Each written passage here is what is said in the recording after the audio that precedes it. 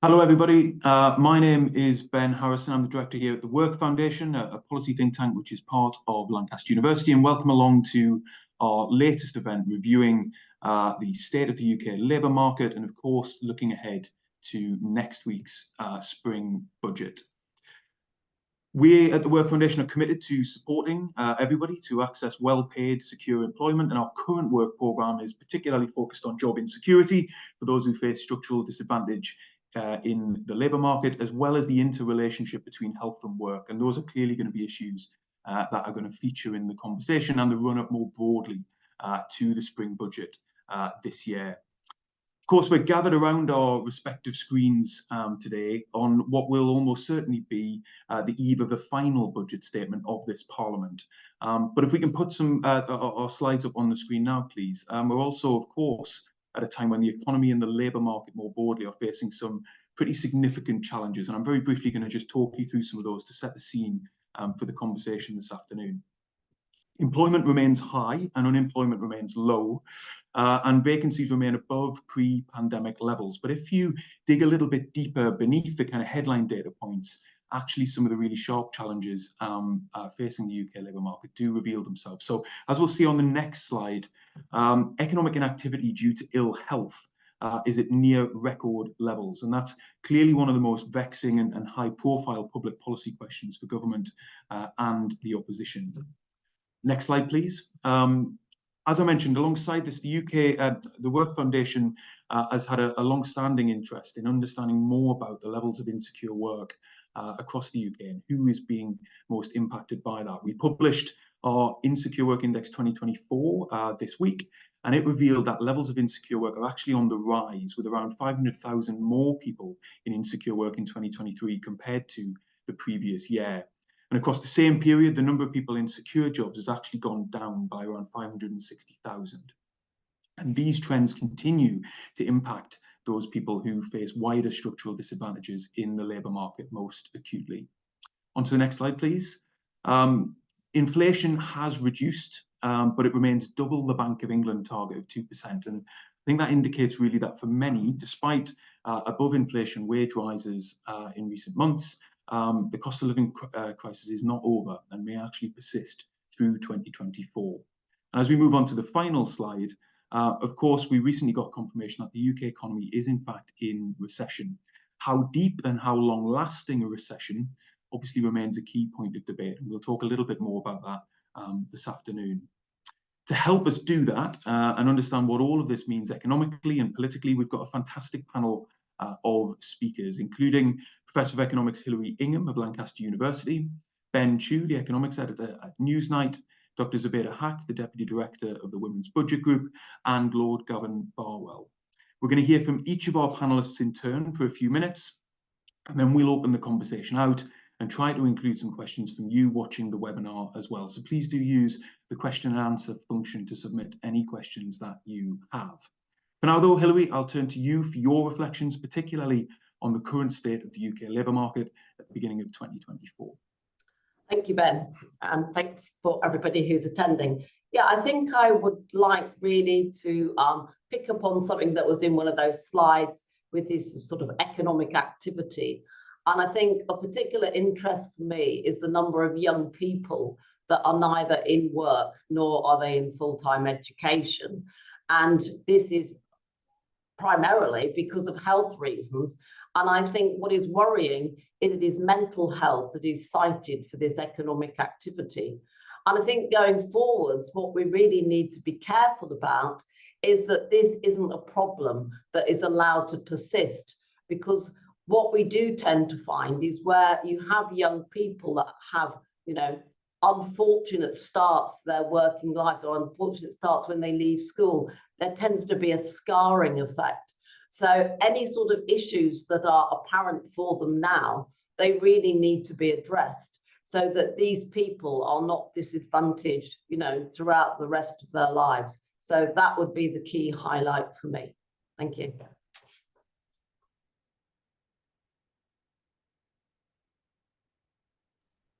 Thanks, Hilary. That's great. If I can now turn to Ben Chew for your reflections on the kind of broader state of the economy, Ben, but also in particular, it'd be great to get your sense of what it's likely to take to get the UK economy growing again, given the recent news around recession.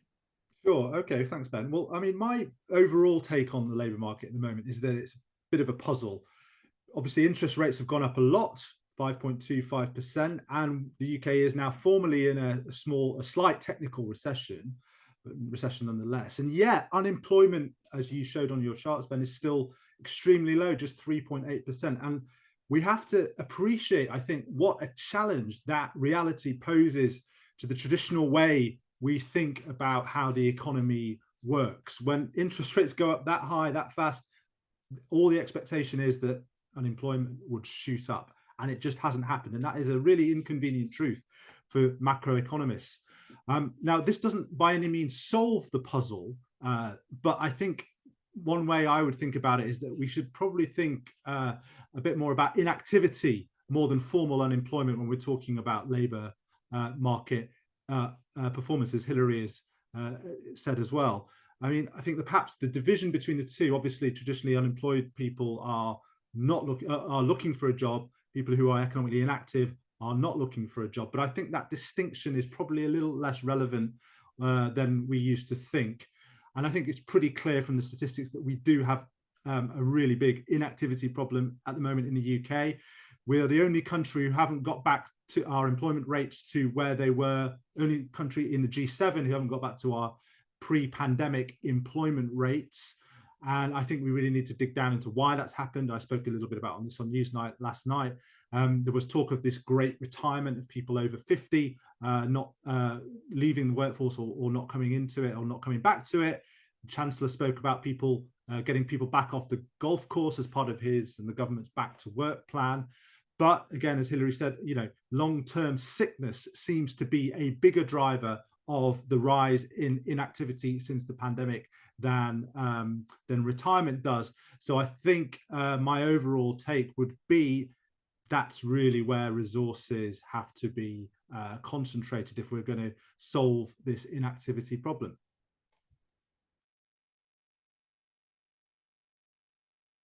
Brilliant. Thank you very much, Ben. And we'll definitely come back to all of those issues in the fullness of the conversation. Before that, though, I'd like to turn to Zubaida Haque now from the Women's Budget Group. Zubaida, given the sort of context that we've heard so far, it would be particularly interesting to hear from you about the kinds of groups who are perhaps most vulnerable to some of these trends and what can be done to support them. No, thank you. Thank you for that. Really interesting slides, Ben. And I think that's the slides tell us a lot because, of course, the economy is obviously not in the greatest of shapes, as Ben has said to us. But part of that story is in the labour market. And the most important thing about the labour market right now is you have to look behind the statistics.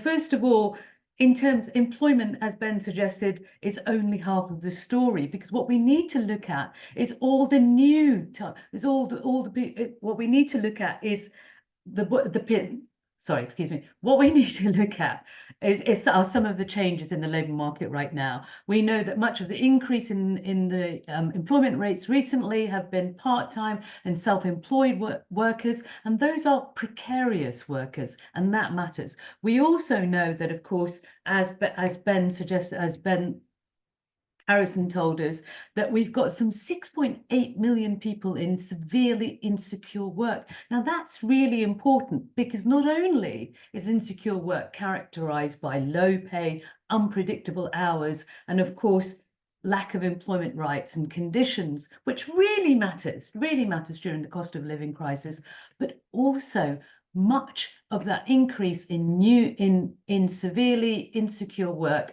is among women and Black ethnic minority people who are less resilient financially to begin with. On top of that, as Hilary mentioned as well, we've got the issue of economic inactivity due to ill health. Ben Harrison mentioned to us that we've now got some 2.8 million people. And by the way, that's increasing, not decreasing. 2.8 million people who are not looking for work, who are not available for work. They're economically inactive due to ill health. Now, arguably, one of the issues is health is getting really worse. And the thing is, it's been getting worse for a long time. For women, that was an issue. Economic inactivity due to long-term health was an issue pre-pandemic, not post-pandemic, and it's been increasing, and it's worse for men. It's the same in deprived areas. That's a really important thing to look at. The other issue, of course, is the whole issue around food insecurity, which just this morning we heard from the Food Foundation tracker. It's affecting about 8 million adults and 3 million children. Now that is related to health issues as well. So what I would say, and what I would end is you can't have a healthy economy without healthy people. Thank you, Zubaida. That's great. Finally, I'd like to bring in Lord Gavin Barwell. And Gavin, I suppose what would be great from your perspective, given the sort of the issues that our other panelists have talked us through, clearly we're on the run-in now to a general election, and the Chancellor's statement next week is significant politically as well as it is economically.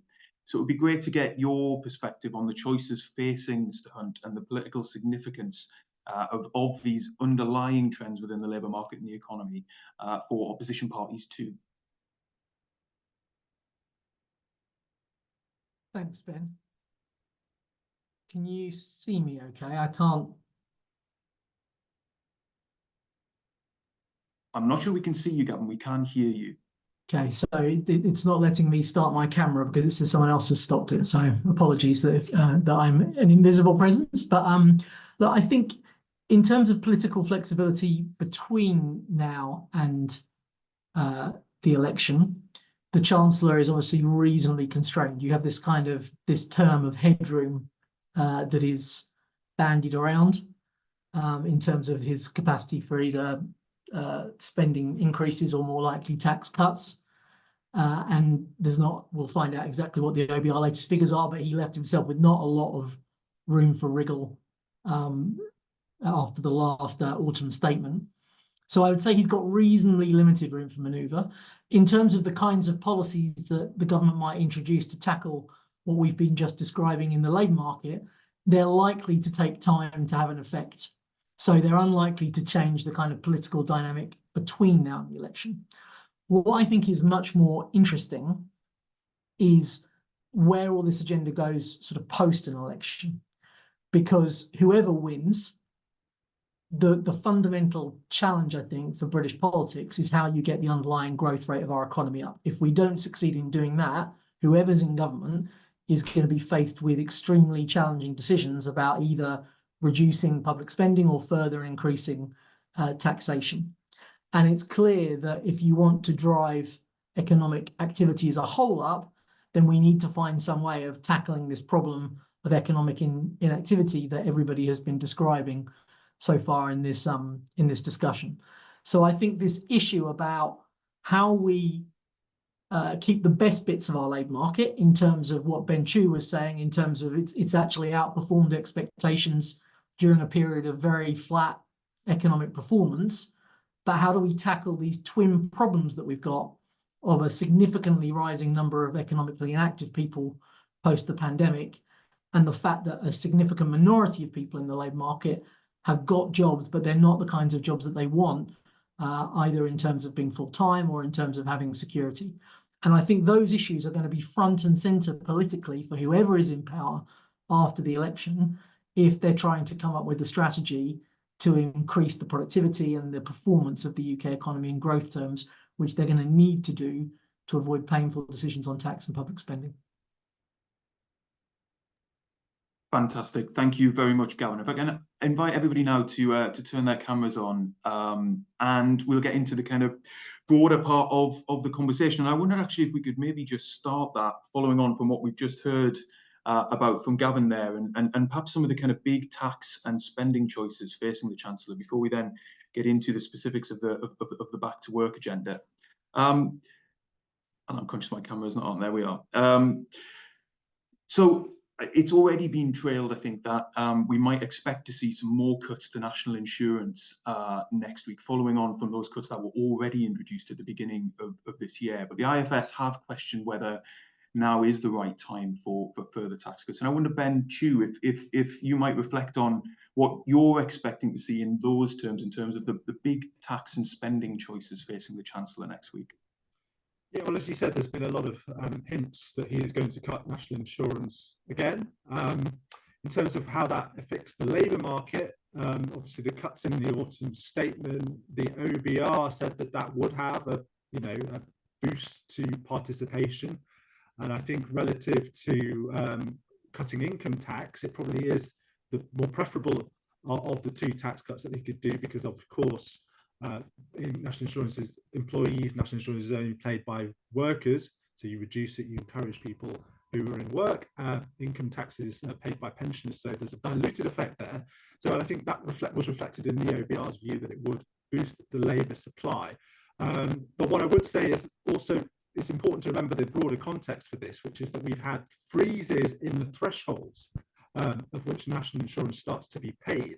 So in a sense, all that the Chancellor did with those headline rate cuts in national insurance was to offset the impact going the other way of those threshold freezes. So it's a bit of a wash in terms of the overall impact on the labour market and participation as best as we can predict it. Now that balance may change if he cuts national insurance again by however much he will do it in the budget, if he does it. But I think you've got to bear in mind the bigger context here, which is that taxes, including taxes on work, have been going up a lot in this Parliament.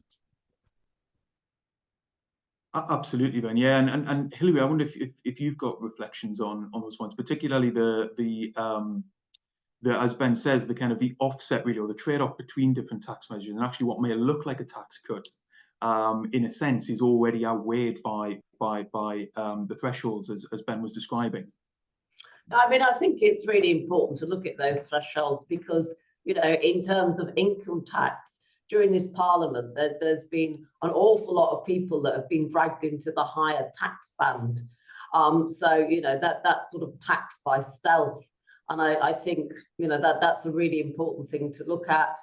Personally, I don't think there are going to be big tax giveaways in this statement we're going to be expecting, because, of course, the government still has very high levels of debt. I mean, we haven't got out of that yet.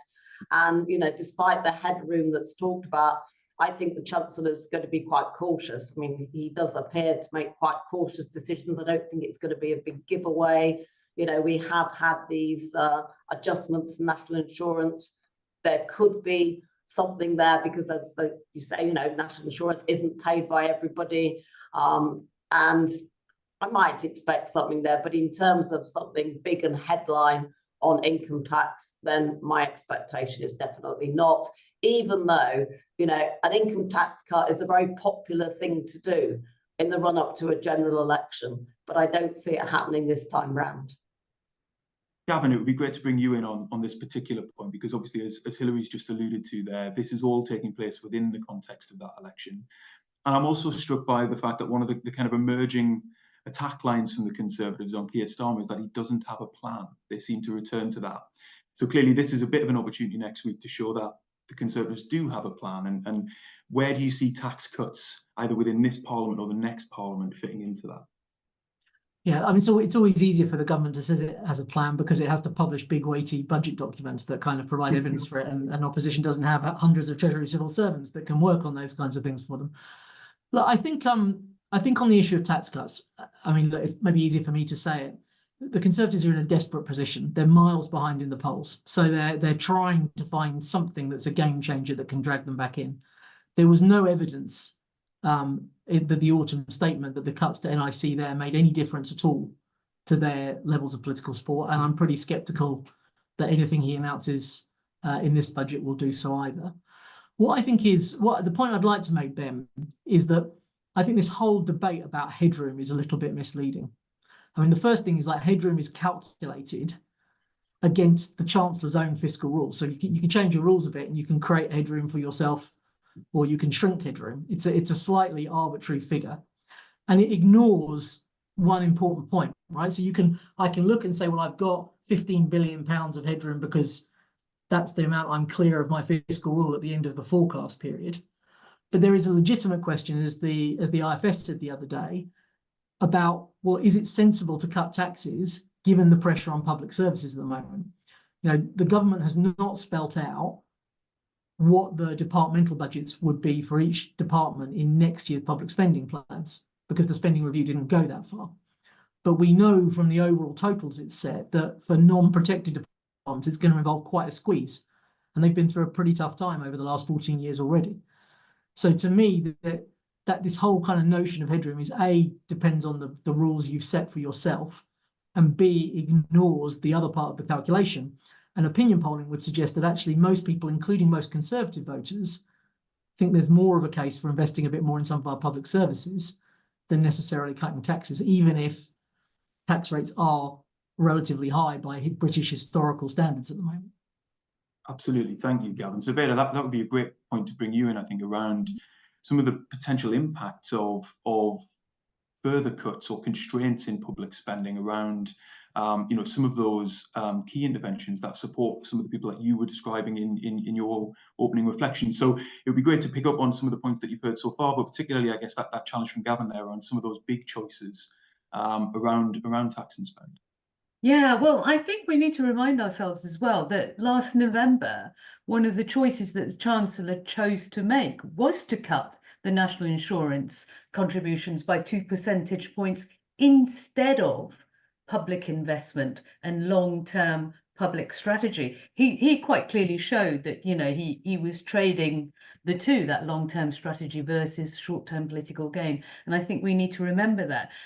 What we showed last year, what the Women's Budget Group showed immediately as soon as the Chancellor made his announcements in terms of the national insurance contribution cuts, was that it was lone mothers that would gain the least, women that would gain the least generally compared to men. So lone mothers gain the least compared to then lone fathers who gained a bit more, and then of course dual parent households that gained much more. As Hilary rightly mentioned, there are a lot of people out there who are not even eligible for national insurance contribution cuts because they simply don't earn enough. They don't earn more than, 12,800 or something. So that's a big consideration. Now, the other thing is we've got, as Gavin rightly pointed out, a public service that is crying out for investment. NHS waiting lists, I'm sure most of us have seen what that looks like, because we've got over 6.5 million people waiting for urgent care on the NHS waiting list. We've got a 5 billion deficit in terms of childcare expansion scheme. We've got local public services. How many councils now? 7, 8 councils that have gone into bankruptcy. We've got public services that are crumbling before our eyes. On top of that, as it's already been mentioned, the public don't really want tax cuts. They're not crying out for tax cuts. So I think at the moment we really need to question where that cry for tax cuts is coming from. Is it about political gain, or is it an economic necessity? And really, it's not an economic necessity at all right now. Thanks, Zubaida. And I think that's probably a pretty good time to pivot into some of the specific conversations around back to work, because as Gavin outlined at the beginning, clearly these issues are connected in terms of trying to get the economy growing again, and the labour participation issues that we know we have due to long-term sickness. And Ben, I just wondered whether you might offer some reflections from your report this week, looking at particularly some of the drives around older workers, because we know that they make up a significant portion of those who have stepped away from the labour market since the beginning of the pandemic. And perhaps particularly pick up on where you see some of the potential interventions that could make a difference in that space, because that is one of the questions we've had from one of our audience members. Yeah, thanks, Ben. So it was interesting. We put out that report last night, and I've been getting quite a lot of messages from people who are in this position, i.e. between 50 and 64, and they've left the workforce, and they've been telling me the reasons why they've done it and what they see as the problems with them getting back to the workforce. And it's a real range, a menu of different reasons that they offer, from caring responsibilities that they have to their own pretty elderly parents now, and the crisis in social care is not helping them navigate that particularly well. There's cultural issues. Again, we highlighted this in the report about employers sort of saying that they value the experience of older workers, but when it comes down to it, actually not necessarily so much, or not giving them the kind of career track that would make them really want to stay. The government has really been pushing the financial element of all this, talking about, and it's very reasonable in some respects, the midlife MOT, to make people aware about whether they can afford to finance their retirement and live in the way that they have become accustomed to and they want to. But I think, speaking to employment experts about this, I think there's a danger of going too much down the financial side and underplaying those cultural things. And also, you know, as I've stressed already, just looking at the data, the main reason people are giving is not the fact that they're retired for them being inactive, despite being still below the age of 64, it's ill health. You know, I think you can't get away from the fact that if you want those people to go back to work, and if so many millions of them are saying it's a health issue, you've got to try and sort the health system out to make that happen. Very, very difficult to do if you are in a place where you are not pledging to fund public services, particularly the health service, in a way that people in it say it needs to be funded to deliver those outcomes. Absolutely, and I think that sort of speaks to a theme of the conversation that I think we can feel emerging here, that, you know, these issues can't really be tackled by DWP alone. Actually, this is kind of reaching into all sorts of different parts of government. And I think what I would add to your reflections there, Ben, around health interventions, you know, we've seen colleagues at TimeWise and other organisations kind of point to kind of role design and job design as well, and the kind of flexibility required for some of those worker groups to think about coming back into the labour market while managing some of those broader life responsibilities that they might have, whether it's caring or other things. And in that sort of vein of care, Zubaida, you mentioned in your opening remarks around childcare reforms and interventions and commitments that the government have already made in this space that could make a difference to supporting more women and mothers back into the labour market in particular. But clearly, a lot of the detail of that should be sitting underneath those announcements has yet to emerge, and we don't yet have a kind of workforce strategy for childcare that can really explain how that expansion of provision is going to take place. How concerned are you and colleagues at the Women's Budget Group about that? Well, look, I think let's say one thing positive, which is that it's one of the best things this government did in the last spring statement to announce that expansion of childcare hours, because actually that's one of the biggest reasons that women are not able to participate in the labour market, in quality jobs, in secure jobs, better paid jobs, and so on. So this expansion of childcare hours is huge, and I think we should say, you know, good for them for doing that. Of course, as always, the devil is in the detail, and I think restricting those eligibility hours for that 30 hours just to working parents was really short-sighted, because we know from the evidence that actually it's in disadvantaged areas for it's in deprived areas for disadvantaged parents where actually the benefit of having available childcare, affordable childcare, is the largest, and certainly in terms of the education gap, it will help enormously. So I think that's one of the important things I would say about that. The other thing I wanted to go back to was that care itself is a huge reason. It's because women disproportionately have to do the unpaid care. That is the biggest reason why women are poorer than men. That's the biggest reason why women are poorer generally. So I think a lot more needs to be done around that, which is about not just childcare, but also around flexibility of work, around quality of work, around better parental leave. All of those issues are really, really important.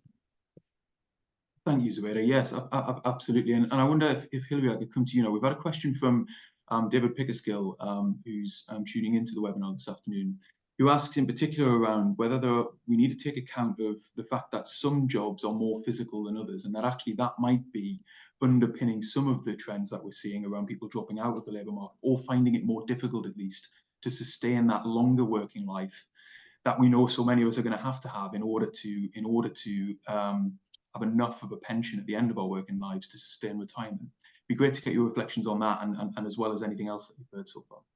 Yeah, I mean, that's obviously the case. I mean, all jobs are not equal. You know, if you have some sort of physical disability, then possibly sitting at a desk, you know, 5 days a week is not a problem. But if you've got a manual job, then obviously you can be health restricted.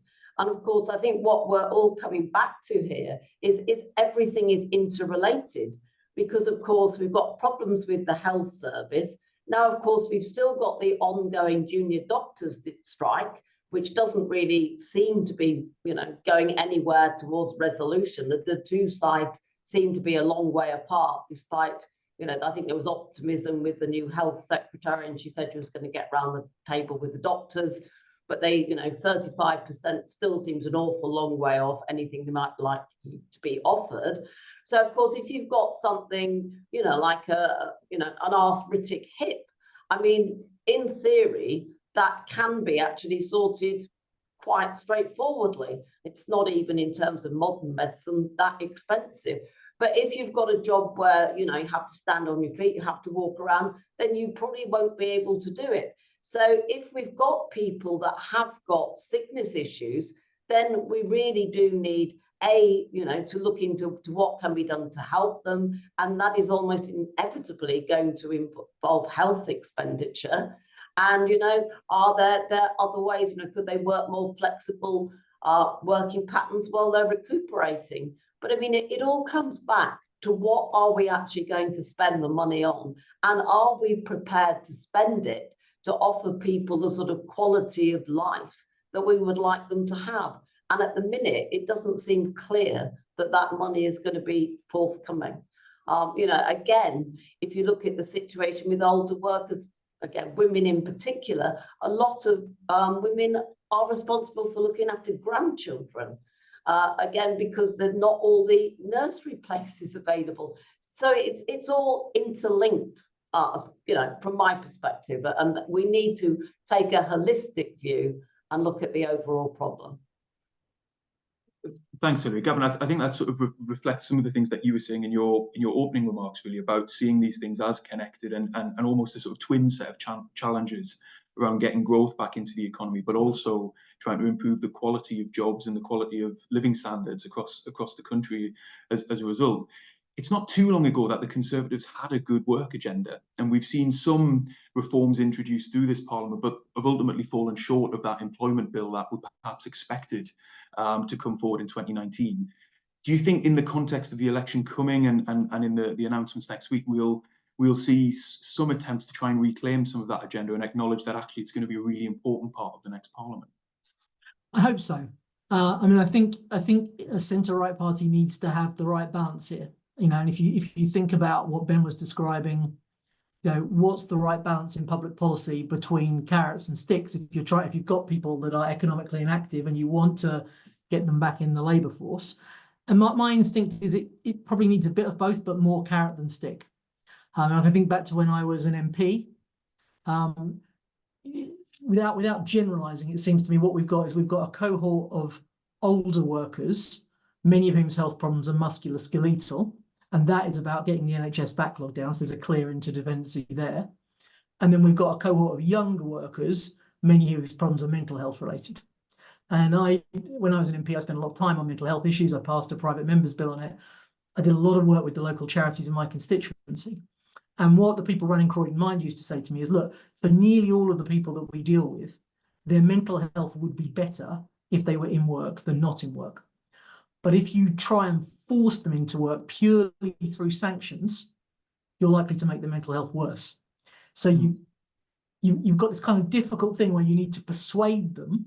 So there needs to be an element of not coercion, but encouragement, persuasion that actually their health problems will be better supported in work, but they may need some low level of ongoing support once they get into work to retain that job and keep it. And that's in public policy interest to do that. And likewise, when I was listening to Ben talk, I have a memory of a particular conversation at a surgery where a guy came in to see me and he had a whole load of problems with the DWP about getting his benefits. And I sort of said, what led you to be out of work? And he was a bricklayer who had a profound back problem. So he's like, I can't work anymore. And I sort of said to him, well, I can entirely see why you can't be a bricklayer, but actually, have you thought about whether there's some different things that you could retrain in that you could do from a sedentary position where your back problem wouldn't stop you doing it? And he kind of had it in his head that he was a bricklayer. That's what he did. And because he then had this back injury, he couldn't work anymore. So I think with all of these interventions, it's always about how do we get that right mix of, there's got to be a little bit of push, but it's got to be support, not coercion, that's going to work best in terms of helping people, as well as the clear stuff that we've got to do on the NHS side in terms of clearing some of the backlog and treatment. And I thought Zubaida made a really good point about childcare. I think it's one of the best things this government's done, because it recognised that there was something where if you got public policy right, you can make it easier for a lot more people to get into the labour market, and that would help long term with growth and with tax revenues for the government to help fund other things. So you want to get into a kind of virtuous circle here, and it requires several different bits of government to work together to do that. Absolutely, Gavin. And I mean, I think the point you made there around mental health support for young people in particular is very well made. I suppose that the stark challenge there, to just stay with you for a second, is that it seems the pressure and the demands on mental health treatment and services within the health services under such pressure already. It's almost kind of at a critical phase. Just moving that out of being critical and into something which is actually able to respond to the level of demand is going to take a huge amount of additional resources and focus, isn't it? Yeah, but I think if you can prove to the Treasury that these kind of interventions actually then reduce demand on the health system, that the initial intervention gets people into work, the fact of work helps people manage their mental health conditions, and then demand on the health service goes down, then you can scale up programs. You've got to justify to the Treasury that this isn't just somebody else looking for yet more public spending, and that actually it's a kind of spend to save initiative, as I think the childcare scheme will prove to be. I think if the government can, as Zubaida said, they've announced it, what they've now got to make sure is that they roll it out on the timetables they said, that they get the workforce in place, etc., etc. But if you can then demonstrate that that's actually drawn a load more people back into work and raise tax revenue, then it's easier to make the case to the Treasury for further such interventions. Absolutely. Zubaida, did you want to come in there? So you. Well, I was going to say, first of all, I think Gavin's absolutely right. There's been a lot more stick and a lot more punitive sanctions since 2010. And actually, and that's a huge problem, mostly because it's in an evidence-free zone. And I suppose that's the only thing I would sort of slightly challenge Gavin is I don't think it's a question of getting the right evidence to the Treasury. If only that was the case. We have overwhelming evidence about what works. It's just at the moment, since 2010, I suppose, the Treasury hasn't been working on that evidence basis, except perhaps with childcare. And even then, that there are lots of gaps, and including underinvestment that needs to be addressed. But with sanctions, we know it doesn't work. There's so much evidence showing that it doesn't work for the reasons that you mentioned, Gavin, that it makes stress much worse, but also because the wrong people get addressed. A lot of the time, people don't even know why they're being sanctioned. We've heard from law centres who have said that they've managed to challenge 90% of the sanctions that have come to their attention and won, because the sanctions are so inadequately done. But I think on top of that, we need to think that it's not just a question of saying to people, look, just find a different job if that job makes you stressful. We have a huge problem, and it's not just a post-COVID recovery issue around reskilling and retraining. There's lots of people who can't go back to their jobs for all sorts of reasons. We know women lost, jobs in certain sectors, but considering we've got a digital-led economy, considering we talk about AI, we don't talk about women and reskilling and training around that. So I think it's more than just about telling people to turn to different jobs. We need investment around training and reskilling as well.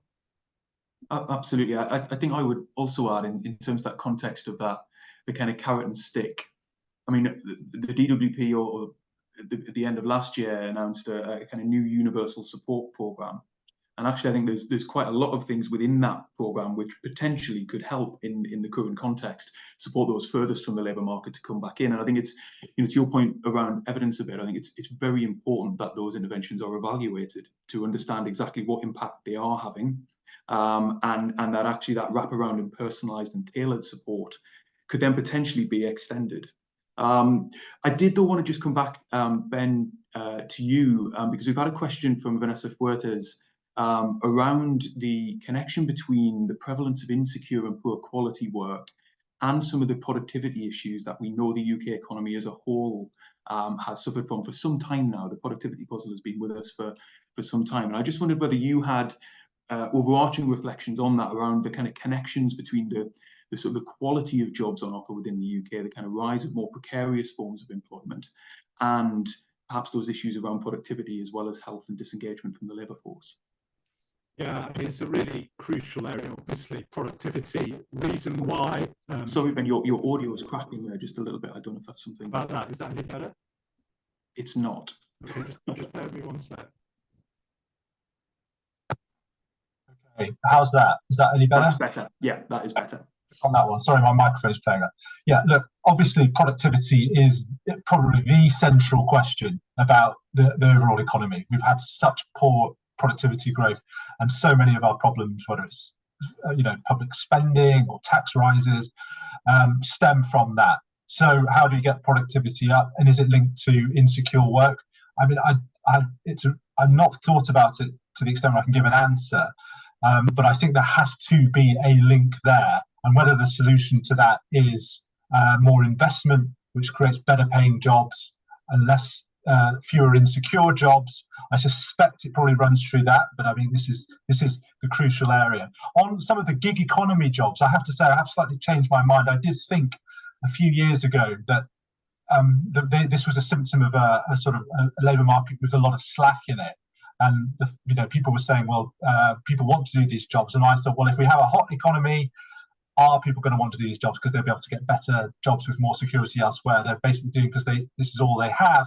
We've had a pretty hot economy, or at least in terms of, it seems like demand has been outstripping supply, and we still have a lot of those gig economy jobs. So I've changed my view slightly on that. So I think we're learning a lot of the time about what is going on here, but I certainly haven't reached any firm conclusions apart from we need to get productivity up, and that will probably flow through more investment. Thanks, Ben. Hilary, I'll come to you on the same issue really around productivity in the UK economy as a whole. And we've also had another question from somebody watching in around particularly digital literacy and the extent to which, I suppose, picking up on some of Zubaida's points around skills and retraining, whether actually a lack of digital literacy features as a potential barrier to work. Yeah, well, I mean, like everybody said, the UK productivity problem, it isn't new. It was way before the pandemic. We've always lagged behind the United States, and nobody's really ever got to grips with this problem. I think a lot of it is to do with, insufficient training. And I think possibly we are lagging a bit behind in the sort of digital age. So maybe, we've been pushing young people towards the sort of jobs and skills that have been around for a long time, and we're not investing heavily enough in the new sort of skills that are going to be needed for the labour markets of the future. And I think this is always been a problem. When we've had unemployment problems in the past and training programs have been put in place, then possibly even then we weren't training for the right sort of job. So I think we need to have more opportunities, maybe in terms of these micro credentials where, people are not necessarily undergoing 3-year-long extra degree courses or something like that, but a training program that is specifically geared to the needs of the new digital age, because, we have to come to terms with the fact that digitization, and even more scarily for some, AI, is going to change everything we do. And, some of the things that they talk about AI taking over, I can hardly even conceive how it's going to work, but it is going to work one way or another. And I think we have to prepare young people, because they're going to be living with this for a very long time. And I think if we don't invest the money now, then the productivity problem that we faced for many years is just going to stay, if not get worse. While you have the floor, Hilary, are there particular things around that productivity question that you would hope or expect to see the Chancellor either build on next week or actually kind of introduce into the package of measures that the Conservatives are looking at? I think what the government needs to do, because we all talk about sort of a skills deficit and a training deficit, but I think you need to get really good information about where these problems are. I mean, are they in particular industries? And again, coming back to something Zubaida said right at the beginning, that there are pockets of skills deficiencies regionally. So, whereas in London and the South East, you've probably got a quite highly educated workforce, they've got a range of skills, they're probably better equipped for the modern economy. You can look at other parts of the UK where that certainly is not the case. And I don't think we've had sufficient sort of focus on regional issues, and where there are these pockets of sort of deprivation, and where, you know, the skills that people have got really are not equipping them for the modern age. I think we need to look at more specific things, not just a blanket, you know, our skills are poor and productivity is too low. So specifically where, and specifically what is it we need, and specifically how are we going to get what we need. That's a very good segue, actually, because I did want to come to you, Gavin, around the levelling up agenda in particular, in the context of boosting economic growth across the country. And it feels, to pick up on some of the points Hilary was just making there, that in a sense, the momentum behind the levelling up agenda and the kind of delivery of that agenda and turning it into kind of long-term resource commitments to drive growth in different parts of the country is dissipated somewhat. Do you expect to see that kind of return ahead of the next general election? And I think it's also, if you have reflections around Labour's position around some of these issues as well and their perspectives. Oh, you're on mute, Gavin.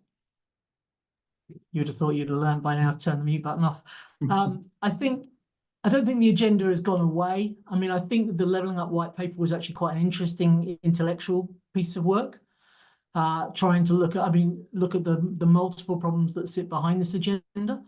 But all of the other issues that the government's had have kind of taken away, if you like, it kind of felt at the start that it was the existential purpose of the Johnson government, and it doesn't feel like it's quite as front and centre now as it was. I think the reality is it's going to stay a really important issue in our politics going forward. I'm assuming we have a change of government at the election, but Labour are certainly, if you look at their growth mission, there's an element of that is around regional equality, essentially, and trying to tackle these long persisting problems. So I don't think the issue is going away. And if you're really hard-headed about it, the marginal seats in our current politics are towns in the Midlands and the North. So that is going to keep both parties pretty much focused on this issue. I think that the challenge that we face is that this is a long-standing problem. And probably there's been too much focus on what I'd call short-term making things look better, like regenerating a local high street, rather than grappling with the really difficult underlying issues that have meant that the UK for a long time has had this kind of regional economic inequality. So I think if we're serious about tackling our productivity problem, this is clearly one of the things that leads to it. It's going to have to be addressed, but we also, politicians and policymakers, need to be honest that the solutions here are not going to arrive overnight either. Yeah, it feels to me, I mean, and this predates the coalition government of 2010, as you say. This is a kind of 100-year challenge, if not even longer than that, dating back to the Industrial Revolution. But we've gone through phases over the course of the last 13 years where we have had industrial strategies and we have had long-term economic plans, which have perhaps spoken to some of the concerns that Hilary was raising around, you know, looking at future economic trends that are going to drive jobs growth in the future. Do you expect, I mean, we're late in the Parliament now, but do you expect, Gavin, next week that Jeremy Hunt will try and kind of reclaim some of that? No. So look, I think that the truth is that Jeremy Hunt is quite sympathetic to the idea of an industrial strategy, but the Prime Minister isn't. So he's doing bits of it without it being badged as such. And that's, you know, it's good that he's making what progress he can. But I think one of the things that most interests me about what a Labour government might do is in industrial. I'm obviously believing these things. I worked for Theresa and she pushed it when she was in government. But to me, the really interesting thing here is the intersection between what I'd call the kind of Biden agenda of identifying the sectors of the economy that you either think are strategically important for the country or where the real growth potential lies, and the intersection of that with place and where in the country you think you can develop clusters, you either already have some clusters or you think you can develop clusters possibly off the back of HE research in those sectors. And then what Hilary was talking about, which is, okay, so if these are the places where we're going to try and have sectors of excellence in these sectors, do we have the skills in those local economies that those sectors are going to need? And if they don't, how are we going to go about making sure that that to me is the kind of really interesting bit about what underlies this kind of badge of an industrial strategy. Yeah, absolutely. Zubaida, if I can bring you in here, because I suppose in part what we're describing here is sort of policy efforts and interventions that could help ensure any growth in the economy is inclusive, and that not only different places but also different worker groups are able to sort of participate in and benefit from that economic growth. So I wondered whether, alongside childcare interventions, whether there are other things which you are hoping to see from the Chancellor, or within the election debate, perhaps if we look slightly further ahead, that could help underpin that.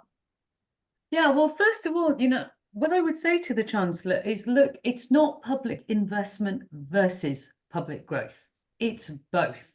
Just like you need a healthy economy for healthy people, and like health is wealth. It is both, and I think that's the first place that the Chancellor should start with, which is, as we've been saying, like, you need to improve people's physical and mental health, going back to the levelling up agenda. That's the first time, we really heard this government talking about health inequalities. We know healthy life expectancy is a huge issue in relation to pension age. It's an even bigger issue that's facing us. So actually, that's really important.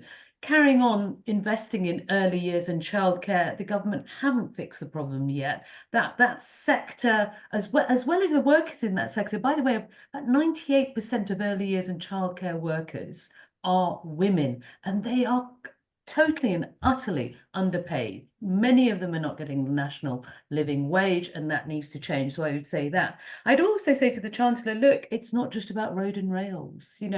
Invest in the social infrastructure, social care. There's a deafening silence around social care, and yet it is one of the biggest crisis that is facing this country at the moment. And of course, it's one of the reasons why women are struggling to participate in the labour market. So I would say some of those, as well as the retraining and reskilling workers, as well as addressing those health inequalities, they're the really key issues that the Chancellor should be addressing next week, hopefully. Fingers crossed.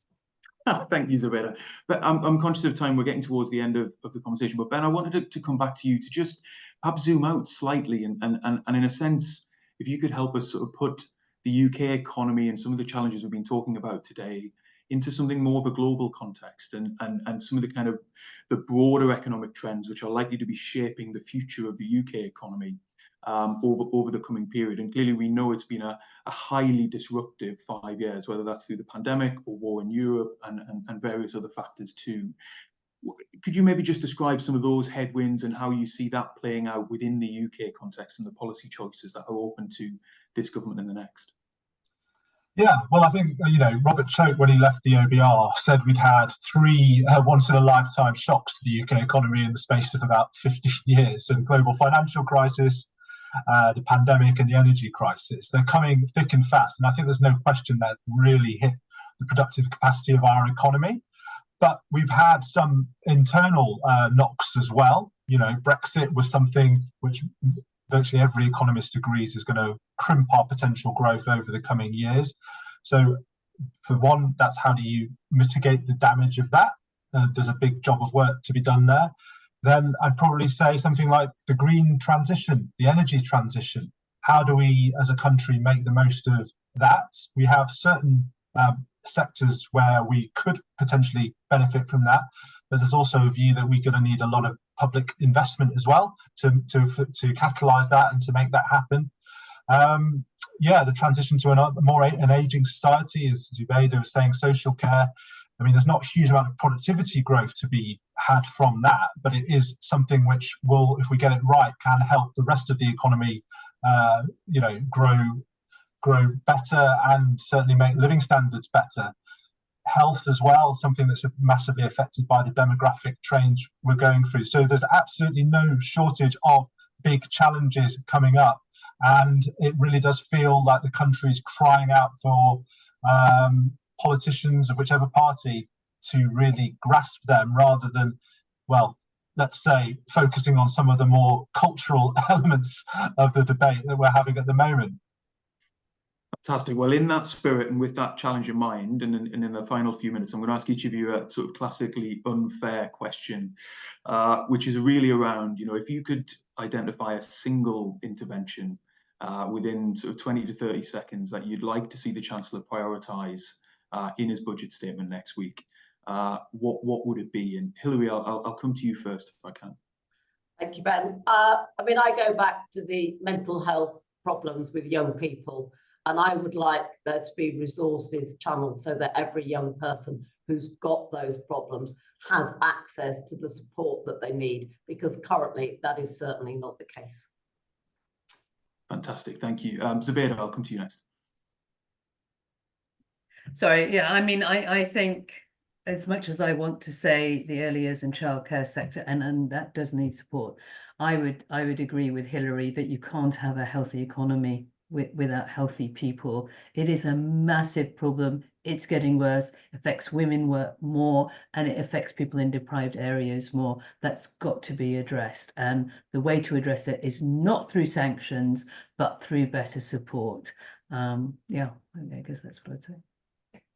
Thank you, Zubaida. Gavin, I'll come to you next.